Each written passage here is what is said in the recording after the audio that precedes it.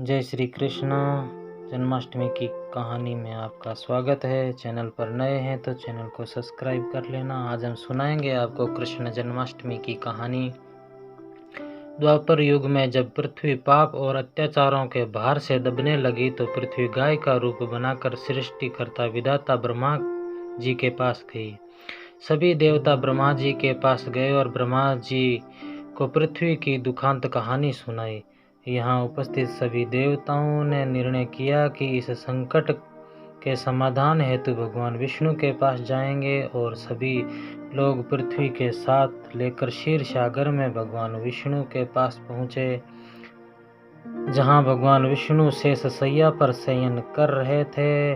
वहां जाकर सभी देवता गण भगवान विष्णु की स्तुति करने लगे। स्तुति करने से भगवान विष्णु की निद्रा भंग हुई।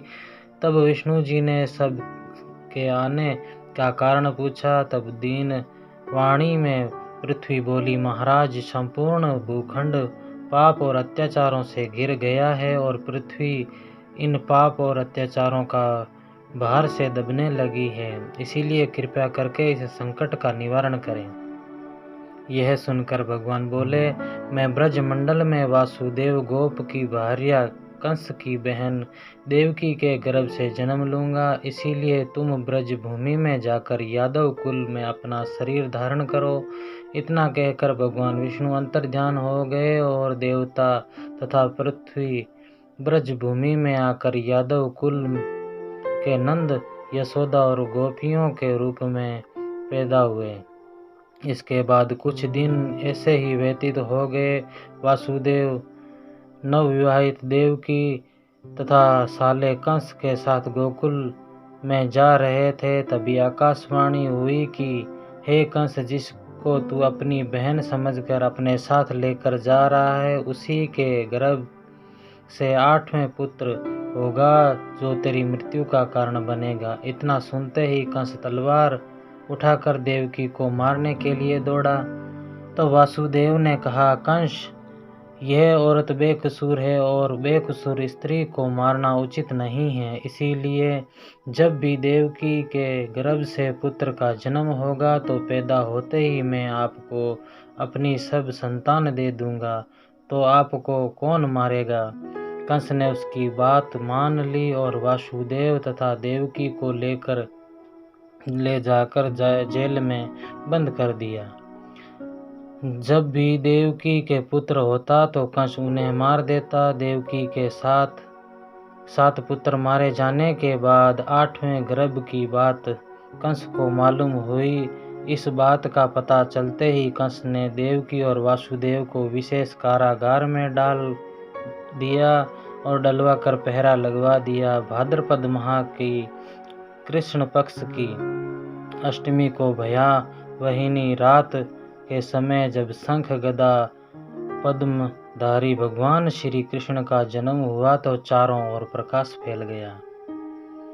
लीलाधारी भगवान की यह लीला देखकर वासुदेव और देवकी उनके सामने हाथ जोड़कर खड़े हो गए। भगवान श्री कृष्ण ने जब अपना बाल स्वरूप लिया तब देवकी और वासुदेव के हाथों की हथकड़ियां टूट गई और खुल गए दरवाजे अपने आप खुल गए और पहरेदार सोते हुए नजर आए। तब वासुदेव कृष्ण जी को अपने साथ लेकर वहां से निकल गए।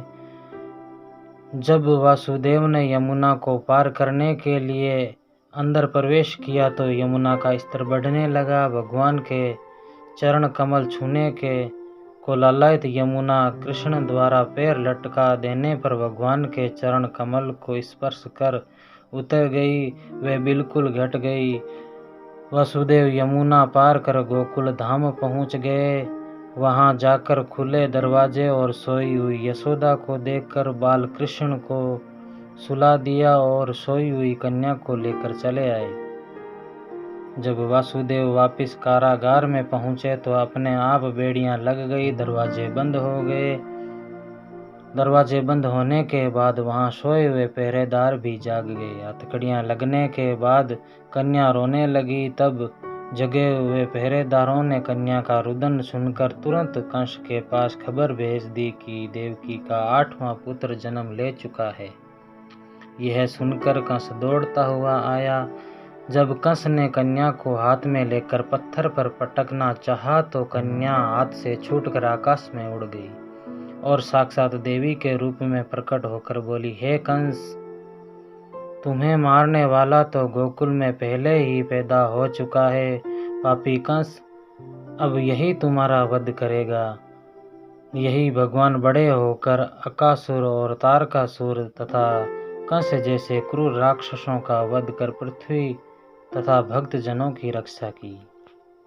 यह थी जन्माष्टमी की कहानी। कथा आपको पसंद आई हो तो हमारे चैनल को सब्सक्राइब कर देना और कमेंट में जय श्री कृष्णा लिख करके भगवान कृष्ण का मान बढ़ा देना। जय श्री कृष्णा।